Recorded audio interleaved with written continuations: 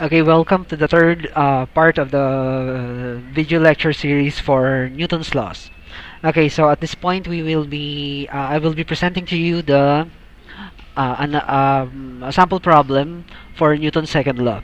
Okay, so a force is acting on a 1 kilogram block of wood that is falling down as it speeds up at 9.8 meter per second square. It is the only force acting on the block. So the following we are asked to answer the following questions. So letter A, what is the magnitude of the force? Letter B, what is the direction of the force? Letter C, what kind of force is acting on the object?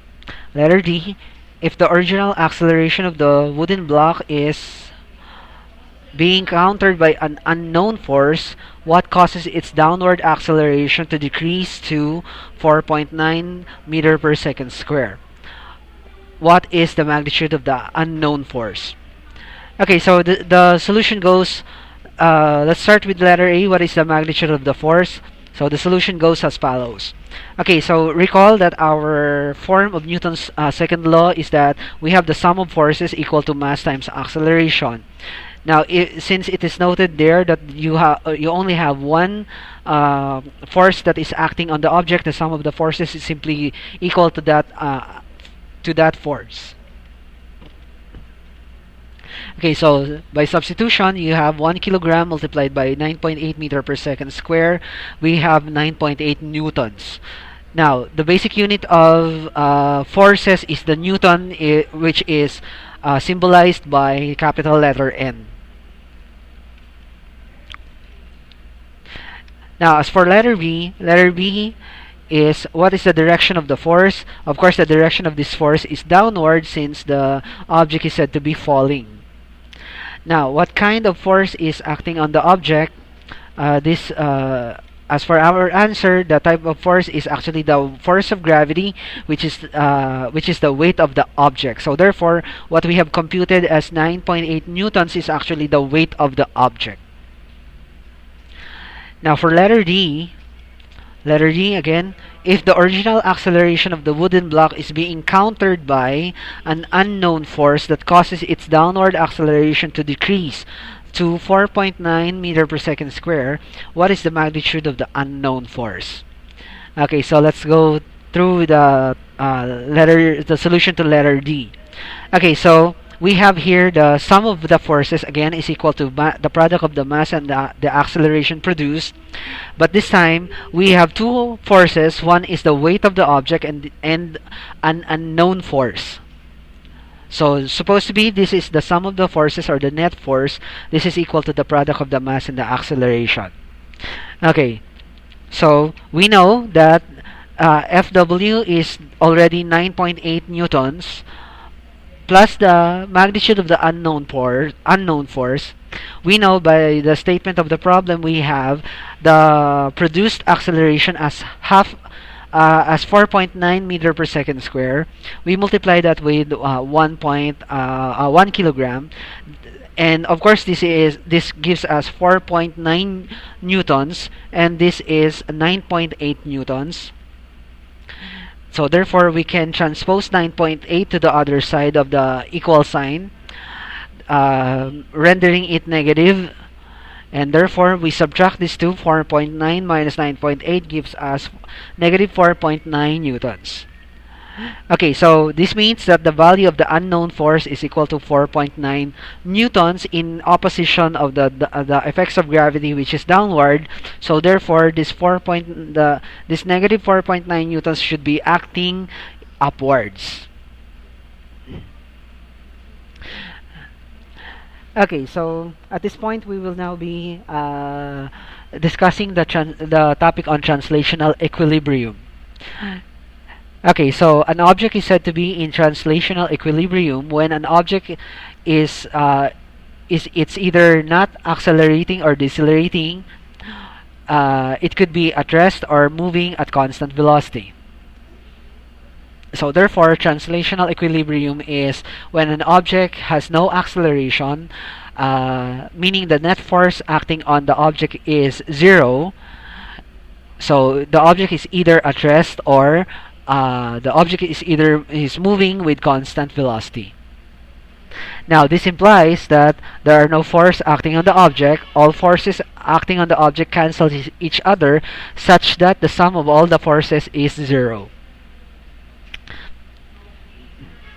So let's take an example.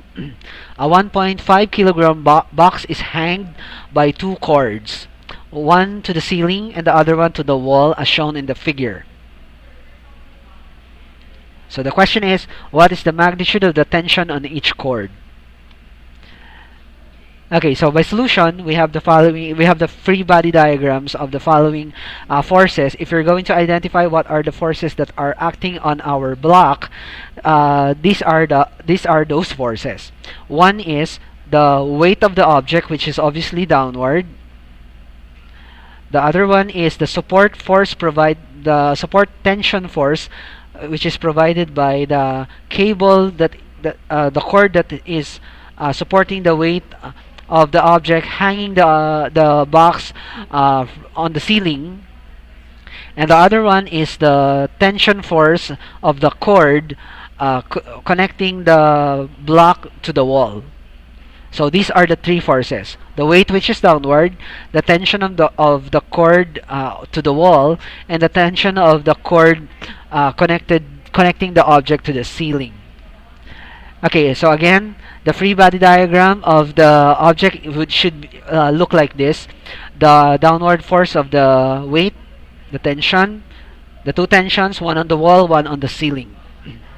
Now, first step in this solution is, of course, to compute for the most obvious, which is the magnitude of the weight. The mass of the object is 1.5 kilograms, and multiply that with the acceleration due to gravity. That would be 14.7 newtons downwards. Now, in order to get the overall effect of the force on the forces on the object, we make use of the component method of vector addition. Okay, so remember your vector addition, that in order to add vectors, forces are vectors, by the way. It has both magnitude and direction.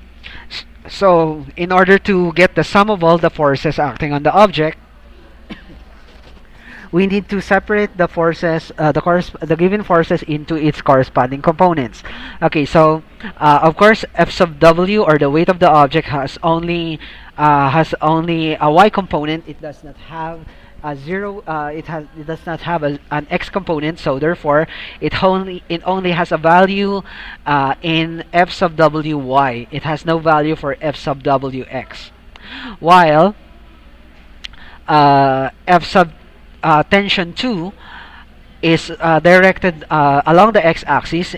Therefore, all its component is along the positive x. It does not have any component along the y. So therefore, F sub 2x would have a value. F sub 2y, on the other hand, would be 0. So that is why F sub 2y does not no longer appears in this equation. The same goes with F sub Wx, or the component of the weight along the x. It no longer appear here in the second equation.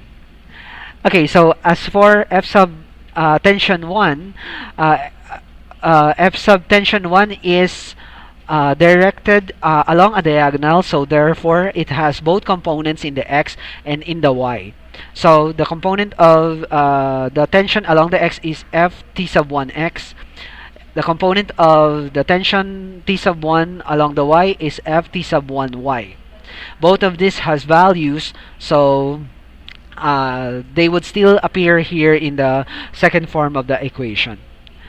Now, of course, from here, it is obvious that T sub 1x is equal to T sub 2x, and it is obvious that T sub 1y is equal to negative F sub wy.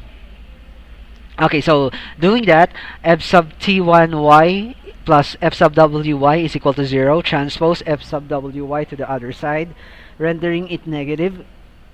Now, since the weight that was computed a while ago, 14.7 newtons, is directed downward, so therefore,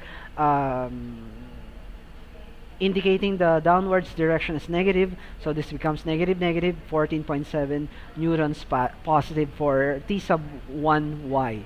So this T sub 1 y here, as illustrated in this free body diagram, should be the one that counteracts the effect of the effect of the weight, which is downwards. They both have the same magnitude, 14.7 newtons downwards. Now, as for T sub 1x, although it's not indicated here, the solution is similar to what we have done with T sub 1y. T sub 1y plus W sub y is equal to 0, so we can do the same for T sub 1x. T sub 1x plus T sub 2x is equal to 0. T sub 2x is equal to negative T sub 1x is equal to negative T sub 2x. So T sub 1x is equal to the value, whatever value is T sub 2x. So we haven't still computed for T sub 2x. Perhaps we could be able to determine that by furthering the computation for this problem. Now, notice in our given problem that the angle of inclination of the diagonal is given. This is actually 40 degrees. So therefore, in order to get the component of our T sub 1 force along the x and along the y, we could actually make use of the angle here that is given. Okay, so remember our definition for the tangent, we have the opposite side of the given triangle over the adjacent side. So if we're going to have the angle here, therefore T sub 1x is computed using cosine, since this is the adjacent side. And T sub 1y, this length of the arrow is the same as this length of the arrow. If you are given this angle, therefore this length of the arrow is in opposite side. So therefore, in order to compute for the opposite side, you make use of sine theta, or sine of the given angle. Now, of course, the tangent is simply opposite over adjacent. Okay, so tangent is opposite over adjacent. That is T sub 1y over T sub 2x. T sub 1y over T sub 1x. So that is tangent 40. Now, solving for T sub 1x, you just interchange the position of tangent 40 with T sub 1x. So you will have T sub 1y over tangent 40. Of course, we are given already T sub 1y, 14.7 newtons, divided by tangent 40 gives you 17.5 newtons. And as described a while ago, since T sub 1 x is already equal and opposite to T sub 2x, so therefore T sub 2x should be equal to 17.5 newtons as well. Now, in terms of the direction, the direction of the direction of T sub 2x is directed towards the positive x, so therefore 17.5 newtons here for T sub 2 should be positive, while T sub 1x is directed towards the negative direction of x, so therefore the direction is negative x. And just to complete the sense of the direction of the given vectors, T sub 2x is or T sub 2 is positive, T sub 1x is negative, T sub 1y is positive, and the weight is negative. Okay, so let's have another example. A 0.75 kilogram block of wood is being pulled by a wire across the table. The tension on the wire is 12 newtons to the right. So the question is, what is the kinetic friction between the floor and the block? It's not actually the floor, but the surface of the table. What is the normal force exerted by the block? Okay, so the first step again is to identify what are the forces that are acting on our block. So obviously, these forces are the following: the weight of the block, which is directed downwards; the support force provided by the table on our block, which is obviously directed upwards; the pulling force directed towards this direction; and of course, we cannot eliminate the friction that exists between the block and the surface of the table, which is obviously directed in opposition to the direction of motion. Okay, so the corresponding free body diagram for this example are the following. The weight is downward, the normal force is upward, the tension force is towards the right direction, and the frictional force is directed towards the left direction.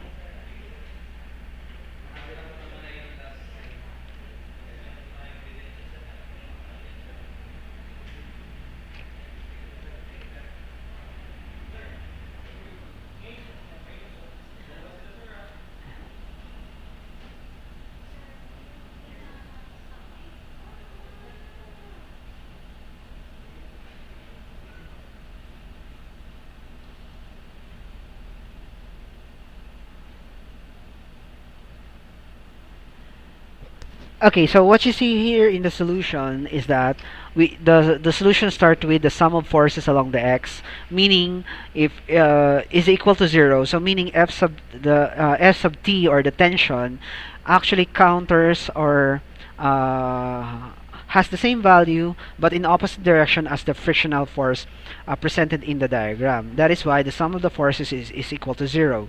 The same goes with the sum of the forces along the y. The normal force counters the effect of the weight, so they should be equal in magnitude, so therefore they would cancel each other. But the idea here is that although it was not mentioned in the given problem, the the idea of that the sum of the forces along the x is equal to 0 means that the object is actually in translational motion, or is moving with constant velocity. Okay, so it is good to remember the definition of translational motion. Translational motion is the situation wherein the object does not accelerate or does not decelerate. So the object is either at rest or moving with constant velocity. So when the object is constant velocity is moving with constant velocity, it has no acceleration. Therefore, the sum of the forces acting on the object should be equal to 0, not equal to mass times acceleration, since obviously the acceleration is 0. Okay, so it follows, since the sum of the forces along the x and along the y are equal to 0, it follows that the acting forces are equal to each other in terms of magnitude but opposite in direction.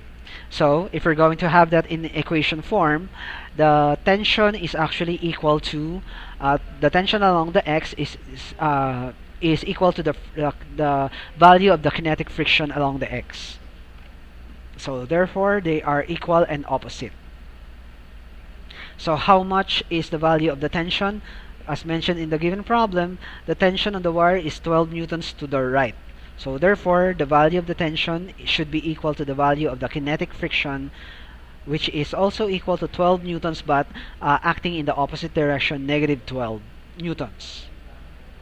This is 12 newtons, this is negative 12 newtons. Now, as for the sum of the forces along the y, we have the normal force which is acting upwards and the weight which is acting downwards. This sums up to 0. So therefore, the normal force is simply equal and opposite to the weight of the object. And obviously, the weight of the object can be directly computed as mass times the acceleration due to gravity. So that is given as 0.75 kilograms multiplied by 9.8 meter per second square. That gives us negative 7.4 newtons, or 7.4 newtons downwards.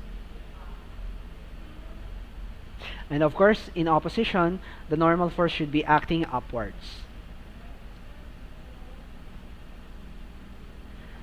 Okay, so let's move on to systems in non-equilibrium.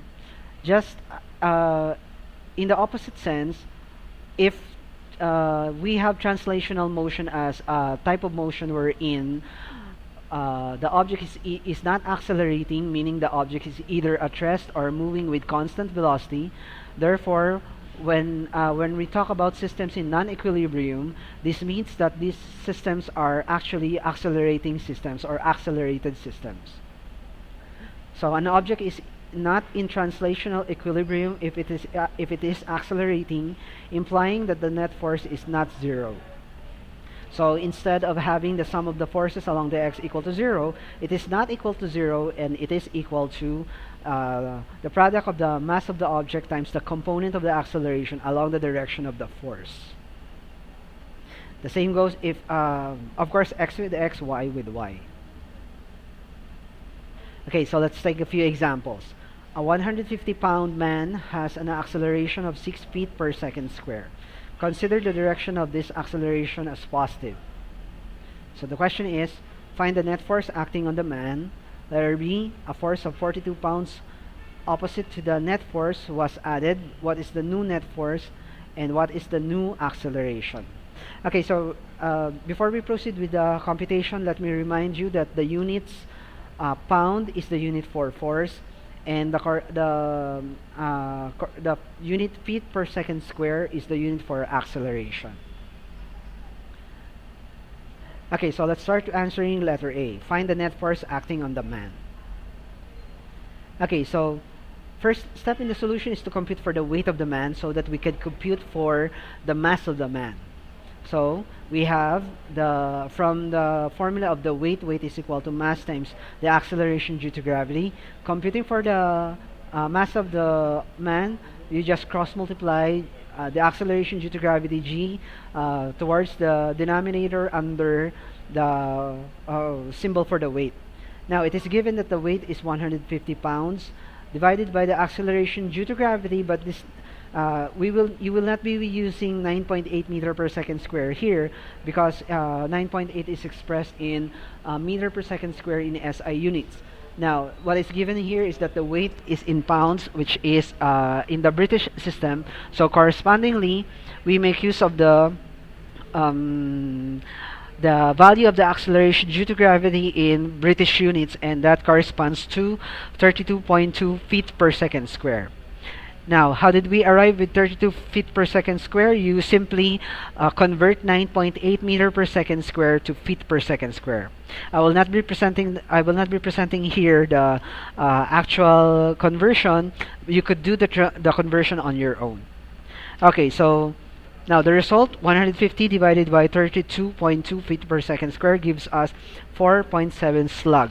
Now, as mentioned in our previous discussion on measurements and quantities, slug is the unit for mass for the British system of units, while pounds is the unit for forces. Correspondingly, the counterpart of pounds and slug in the international system of units, pounds for newtons and slug for kilograms. Okay, so once we have computed for the mass of the person, we can now compute for the sum of the forces acting on our person, which is equal to the mass of the person times the acceleration of the person. It is stated in the problem that the acceleration of the man is 6 feet per second square. Okay, so that is given the mass of the person, 4.7 slug, multiplied by 6 feet per second square, that gives us 28 pounds. And this is the net force acting on the man, causing the man to accelerate at 6 feet per second square. Okay, so let's answer letter B. A force of 42 pounds opposite to the net force was added.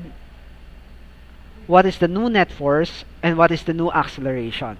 Remember, if the man is moving towards the right direction and he is accelerating towards the right direction, therefore the direction of the net force would also be to the right.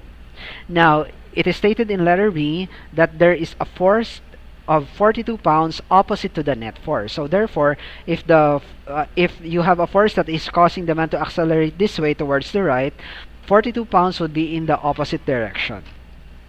Okay, so knowing that, let's answer letter B.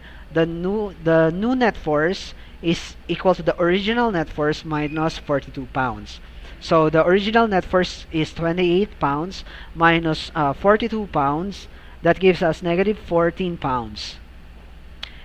And having this new force, we should be able to compute for the new acceleration.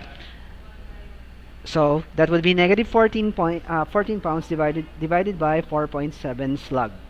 And that gives us negative 3 feet per second square. Now, the answer is negative. That means that the person is actually slowing down during the time that that the person has a negative acceleration. Okay, so let's proceed with the next example. A person with a mass of 65 kilograms is standing on a weighing scale inside an elevator. The weighing scale provides its measurement in newtons. What is the reading of the weight that will appear on the weighing scale if in the elevator if letter A, the elevator is accelerating upward at 1.2 meter per second square. Letter B, the elevator is moving upward at constant speed of 0.75 meter per second square. Letter C, the elevator was stopped at the 13th floor. Letter D, the elevator is moving downward at constant speed of 0.5 meter per second square. Letter E, the elevator is decelerating as it moves downward at 2.4 meter per second square. And finally, letter F, the elevator is speeding up as it moves downward at 3 meter per second square. Okay, so let's have this one by one. First stop is letter A. What is the reading on the weighing scale that would appear in the weighing scale if the elevator is accelerating upward at 1.2 meter per second square? Okay, so accelerating upward means that there is a net force acting upward. Identifying the forces acting along the vertical provides us with this value. Of course, what are the forces acting on the elevator as it goes upward? Those forces are the following: the weight of the elevator and the normal force or the support force provided by provided to support the elevator. Okay, so of course it is said in problem letter A is that the elevator is accelerating upward, so therefore this is non-equilibrium, so the sum of the forces acting on our elevator is equal to m times the acceleration. So that is equal to the sum of the forces acting on our elevator, which is the normal force plus the weight of the object or the weight of the elevator. So first step is to compute for the weight of the person. The weight of the person is 65 kilograms. That is equal to multiplied by negative 9.8 meter per second square. That gives us negative 637 newtons. Remember, this is the weight of the person. Try to notice that the weight is always downward. So 63.7 newtons is indicated here as negative. Now, for letter A, we have mass times acceleration equals the sum of the normal force and the weight. You have 65 kilograms as the mass of the person times 1.2 meter per second square is equal to the normal force minus the weight, which is negative 637 newtons. Okay, so 65 times 1.20 gives you 78. Then transpose negative 637 to the other side gives you rendering it positive. Adding that to 78 newtons gives 715 newtons. So expectedly, what is the reading on the weighing scale? The reading on the weighing scale is actually 715 newtons. Now try to imagine if remember the situation in the first scenario in letter A. The scenario is that the elevator is actually accelerating upward. Try to imagine if the elevator is at rest or stopped at a given floor. What would be the reading on the scale? That is actually problem number or problem letter C, when the elevator is stopped. But actually, for obvious observation, if the elevator is going upward, the person would actually be pressing more on the weighing scale as compared to when the elevator is stopped. So therefore, the reading on the weighing scale when the elevator is stopped would actually be lesser as compared to the reading in the weighing scale when the elevator is actually moving upward. So 715 as compared to the reading on the weighing scale, which is 637 newtons downward. We will be verifying this later on as we proceed with letter C. Okay, so first we have letter B. Letter B, the elevator is moving upward at a constant speed of 0.75 meter per second. So what would be the reading on the weighing scale? Okay, so this is the solution. Now, it is stated in problem letter B that the elevator is moving upward with constant velocity. So a constant velocity implies that there is no acceleration. So therefore, the sum of the forces acting on our elevator is actually equal to 0. So the normal force plus the weight should be equal to 0. The normal force is equal to the negative weight. So therefore, the reading on the scale would be equal to 637 newtons, which is equal to the reading of the scale when the object is actually at rest. Just as we can see here as a solution by observation and analysis for letter C, we need not to compute any further for anything except for our analysis that the force on the reading on the weighing scale is simply equal to the weight of the object of the person when the person is at rest, or when the elevator is at rest. The same goes with letter D. Question letter D is that what is the reading on the scale when the elevator is moving downward at constant speed? So basically, this is the same as letter B. All of this, letter B, letter C, and letter D, these all have the same value. This is the same value as when the elevator is stopped, and the reading on the scale is actually the reading of the person, the weight of the person when the person is actually standing still and the elevator is stopped. Okay, so letter E. The elevator is decelerating as it moves downward at 2.4 meter per second square. Okay, so since it is stated that the elevator is accelerating at 2.4 meter per second square upward,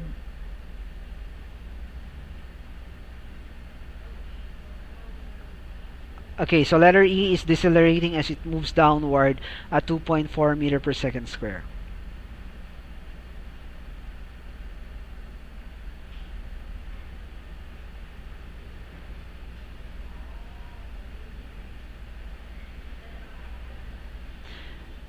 Okay, so this is a typographical error.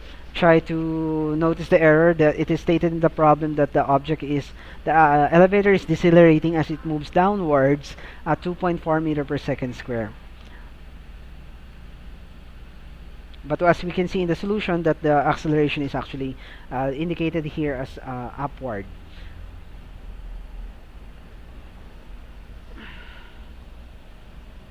Okay, so again, the acceleration is 2.4 meter per second square, and since the elevator is decelerating, therefore it has a negative acceleration, and it has an acceleration. So therefore, the sum of the forces of the normal force and the weight should not be equal to 0. It should be equal to mass times acceleration. Okay, so substituting the values, you have 65 times 2.4. F sub n is unknown, minus 637 newtons. That gives us 156 plus 637 newtons is equal to the normal force, which is equal to 793 newtons. And lastly, the acceleration is given as 3 meter per second downward, so that is negative 3 meter per second. So this is 65 times negative 3, negative 195, plus 637, that gives us 442 newtons.